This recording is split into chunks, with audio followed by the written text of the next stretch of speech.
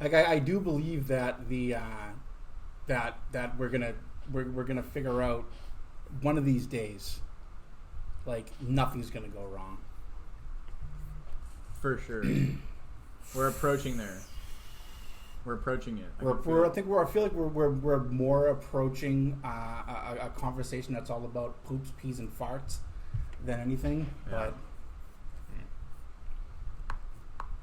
they don't like it. They don't have to listen to it. That's true. Welcome back, listeners. That was so fucking. You're just so emphatic and excited. Welcome back, listeners. Well, you said you had a solution to systemic racism. I do, so but I'm waiting for a phone call. From who? Morgan Freeman. Okay. All right. You're not gonna follow up question for that? No, that's pretty standard. Yeah, sounds reasonable. Right. So we just need more time. Yes, I think that as far as I'm concerned, that the U.S. government is out of time. But I need more time because I'm trying to champion the cause. Yeah, you gotta make sure all your ducks in a row. All my little black duck. Jesus Christ, dude. Oh God. On another note, though, before we talked about. Well, actually, real quick, before I forget. Make sure you're following us on Twitter and Instagram at DZE Podcast. Check out our website, zombieeaterspodcast.org, and you can listen to full podcast episodes on Apple, Spotify, and Google. And you do not need a premium subscription to any of those services to enjoy our content because we are listener supported. And we also have a link tree, which I'm finding out is more effective for cam girls and porn. Than it is for just, Joe Sixpack or whatever. But we're still there. Okay. And if it imbues you with knowledge like we do and you're in a contemplative mood, then go check us out. If you find yourself surfing the cam girls and you want to listen to something more wholesome. Yeah. Or maybe that is one thing we are more wholesome than. I can say that. There's not a lot of things. Yeah. But we are more wholesome than some dude's daughter. Yeah. With the same camera we probably have. Yeah. Just fucking, flicking the bean or something. God bless them. Yeah. God bless them. They saved the world. They may be the solution to systemic racism. Need more time. They're up there dancing for dollars and dicks and debutantes. I mean, that could be the solution. How are they dancing for debutantes? Because other debutantes give them hope. Yes. Or are they the debutantes? It's interchangeable. Okay. Like, so they are the debutante, and then they give it to other debutantes. Correct. Or they create other. Correct, for other debutantes. Okay. And the debutante is like for the cam world, right? Because there's like debutante balls. Yeah. For like this debutante royalty. balls like in 1930. I guess I didn't have. I would honestly, dude. Like, there's two things that I would definitely do if it were like an option. I would definitely go to a debutante ball, and I would definitely go to like what do you call it? Not cross dressing. That's different. Square dancing at like a firehouse. They have those. Okay, so you just mixed up square dancing and cross dressing. Yeah. How are those two things? I don't know. Somewhat related. They're not. Okay, it was just a mistake. Yeah, it was just a slip of the tongue. Oh, okay. Yeah. Because those are. Well, there's a certain dance that's involved with the square dancing, a do-si-do. Uh-huh. And I think I thought it was like there's a song like "Turn Your Partner."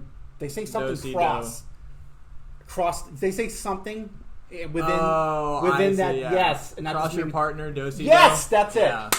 Leave it to the guy from the Midwest to know what I was trying to get at.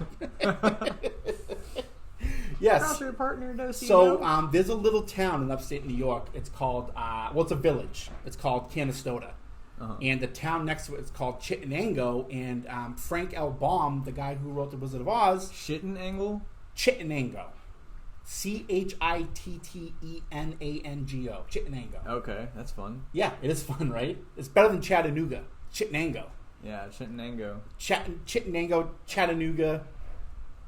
Similar places, actually. Very similar places. Both villages? Both village. No, Chittenango, yes, is a village. Chattanooga is not a village. Chattanooga is a major hub. It's a big city in Tennessee.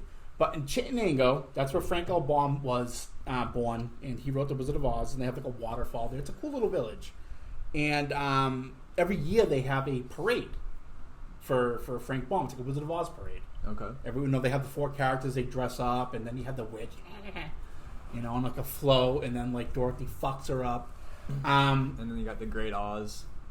Yeah, it's a whole production. Oh, wow. And so I was at this parade one day with my aunt and uncle, and I was probably like, I don't know, 15, 16. And this girl was handing out, like during the parade, she was handing out like little things, like a piece of paper with like an event on it. Like a flyer? Like a flyer, but like a little one. Yeah. So like a flyer. A little one. Flyers are usually, like this is a flyer. Okay. This wasn't it was like a handout. Okay. We'll split the difference. It was a mini flyer. Mini flyer. Mini okay. flyer, Yeah. There you go. So it was a thing for, do you like square dancing? And there was this I will never ever forget this. There was a smoking hot girl on it with like this like half buttoned up like flannel shirt and these like tits. Yeah. And I'm just like, I'm gonna go to this. My uncle's like, yeah, me too. And so it said dress code required. You had to wear like a cowboy hat. Yeah, a flannel shirt. And I don't have any of this Wranglers, stuff. I don't have any of this. Belt buckle. Yeah. With like a Mack truck on it, like a John Deere. Yeah. Shit kickers. Just a complete lack of confidence within an outfit. Just an asshole. Yeah, it's dress. I mean, I think the people that try to adopt, like they wear the cowboy hat, then they try to like adopt that whole persona. Those people are assholes. Yeah. But if you're just wearing it for the fun of the event, yeah, that's true. But regardless, I was like, I don't have any of this stuff, but I'm going to this. So my uncle brought me to a Ross Dress for Less, and I got like a flannel and like cross dress for less. A Ross cross dress for less. Yeah, it was a Ross's, but for cross dressers. It was. That's what it was called. No, it was called Ross Dress for Less, but you said cross dress, so. Gotcha. Yeah. So it was a Ross so in real life it was a Ross Dress for Less. In our world, it was a Ross cross dress for less. Okay. Yes.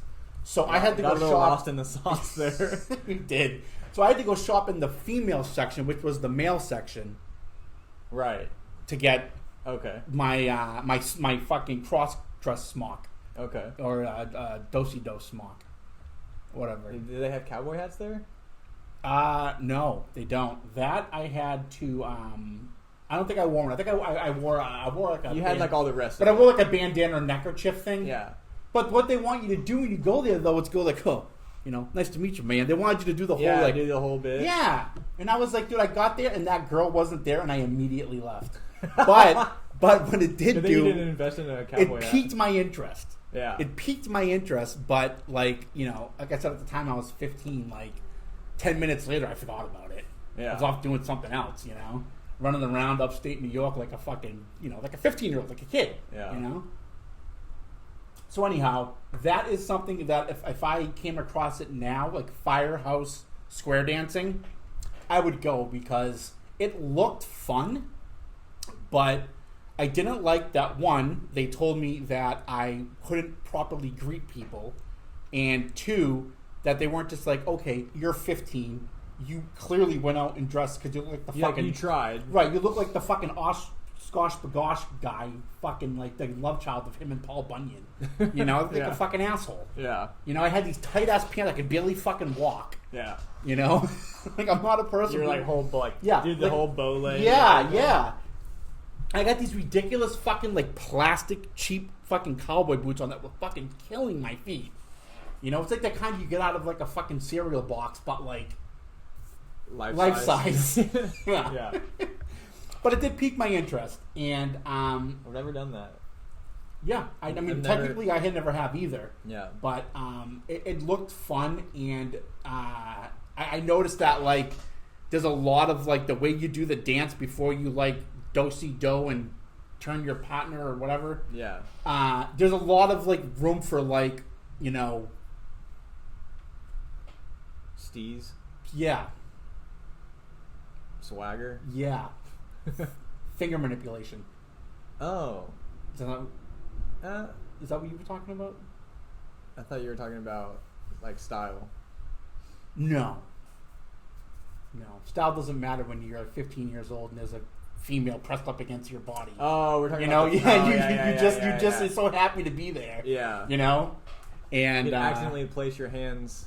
And like at that age, that's the age where I like started noticing girl smells. Mm-hmm. It's like, oh my god, this girl smells so much better than my friends like smell. Like this is great. You know, it's like a shampoo and like bubble gum and fucking So that is what I got out of that, and that was like, oh, like that's enough to get me back here to do this.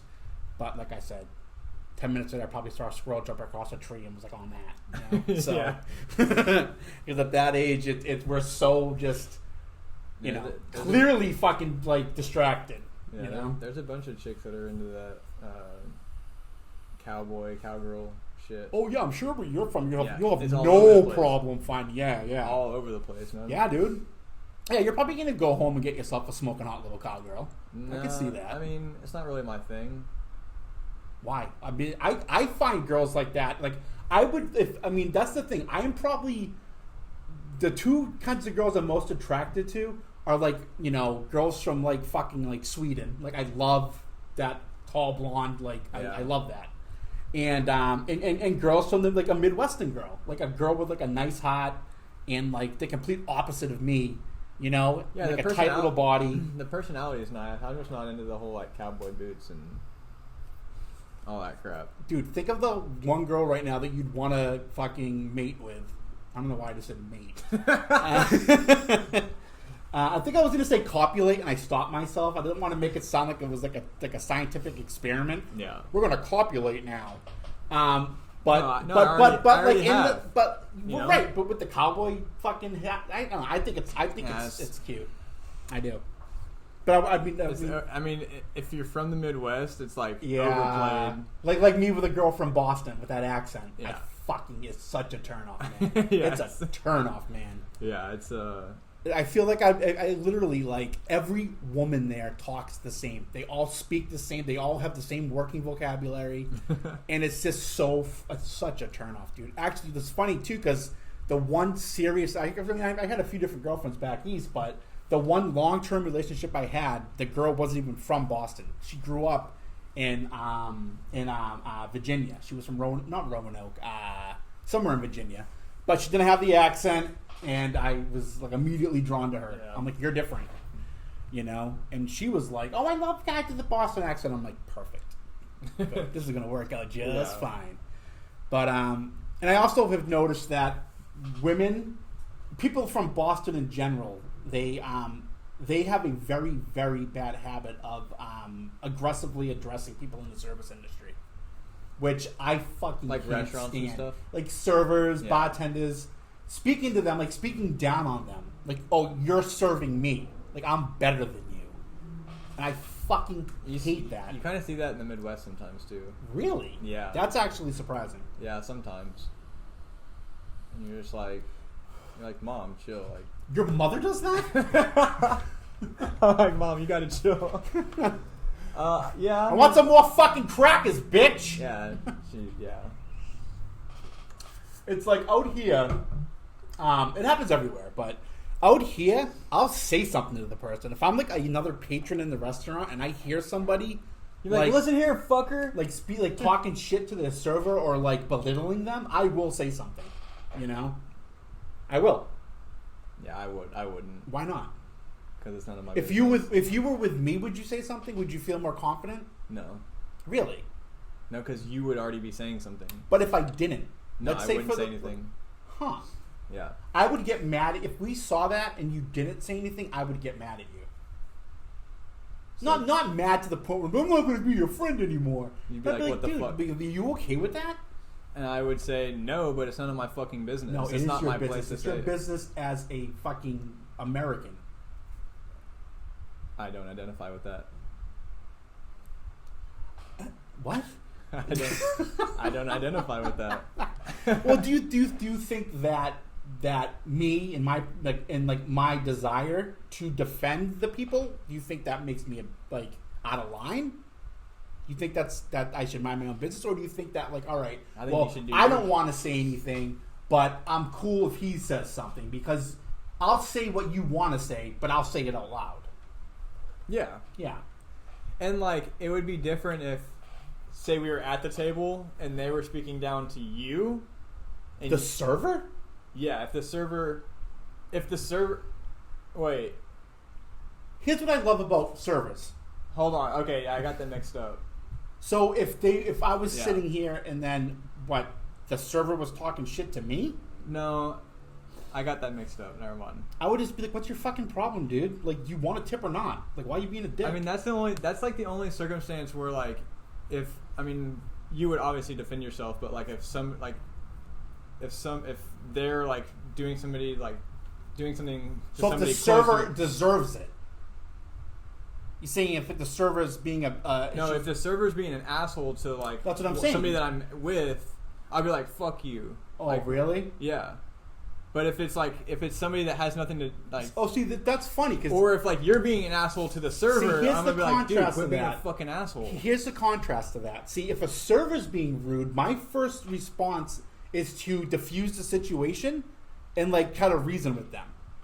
You know, because of the food. That too, but like they're also humans. Maybe they're having a bad day. Yeah. You know, and but if I see somebody being a dickhead to a server for no reason, yeah, I will definitely say something.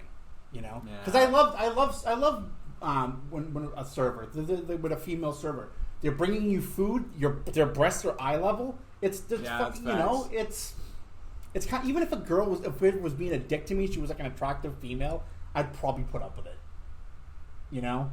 I wouldn't. I mean, I'd put up with it. I reflected in my tip that you were a fucking bitch. Yeah. But I'd put up with it for one, fear of having my food farted on. Yeah. And two, because, you know what? If you're a server and you're being a dick, this is my retaliation.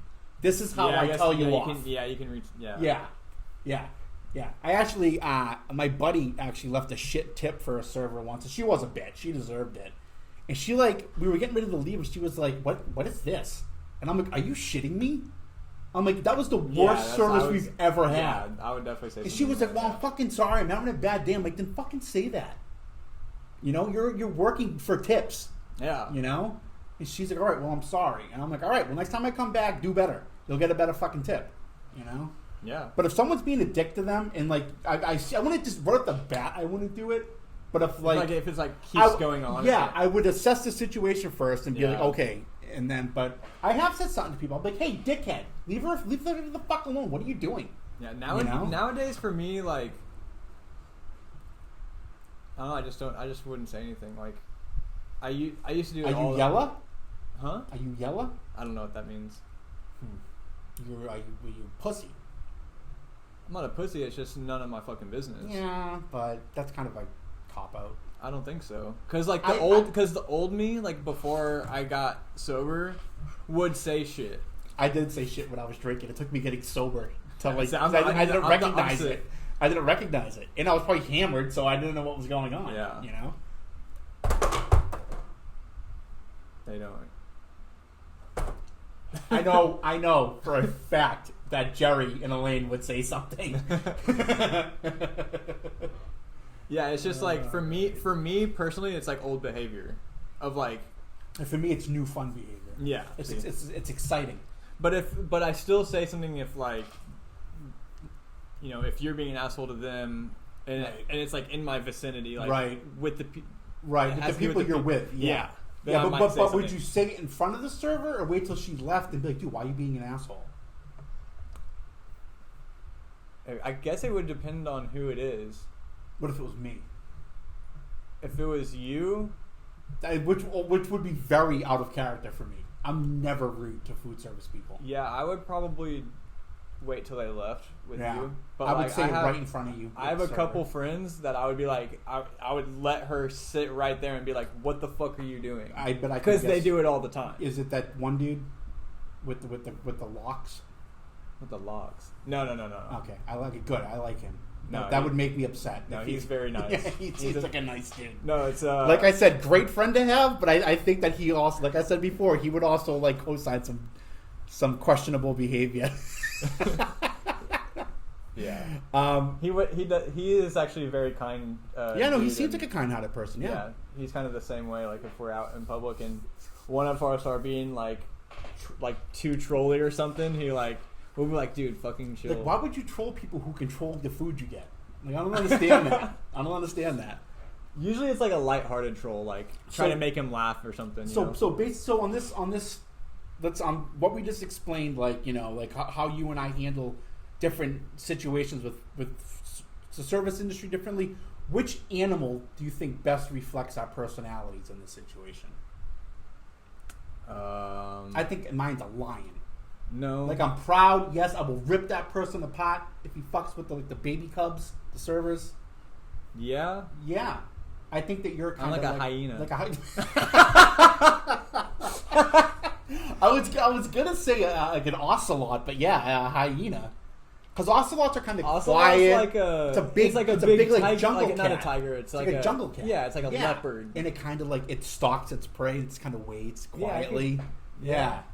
Or lynx, or a hyena. But a hyena seems like it would say something about everything. A hyena would wait for the person to leave and go talk to them and be I think hyenas are just like an alcoholic with untreated alcoholism. Because a hyena, to get its food, it tries to sneak in. See, I don't know anything about hyenas except if the tiger moved looked away, the hyena would go in and snatch it. Oh, they're sneaky. Yeah, they're sneaky stealth. Yeah. So you'd steal somebody's tip off the table, or no? We're not talking what? No, I would if I were the hyena type, it would be you would wait for the server to leave and be like, "What the fuck are you doing?" to the person. It sounds more like a reasonable animal. Hyenas don't seem reasonable. No, but you would be because they're aggressive. You're like an owl. You're wise. You mind your own business, and you hoot when you need to. Yeah. Yeah. You spin your head around with 360 degrees. I'm observing. Like a big, proud owl. Yeah. But that would get fucked up by a lion. If it flew too close to the sun, dead. Yeah. Yeah. Oh, man. I always wanted to do this. There was a class I almost took back in undergrad that what it did was it explored different types of animals and humans and their environments, and how a human would if you put two different species in in a controlled environment, but out of their own environment, right?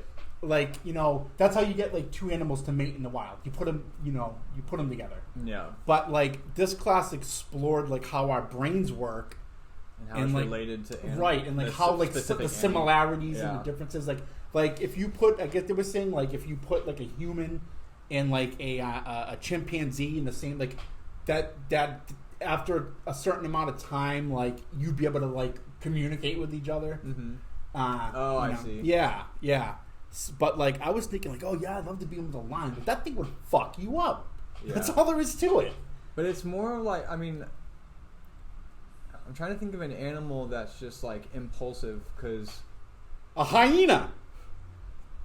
They seem impulsive. Yeah, they have true. No order in their life. No, that's true. No order.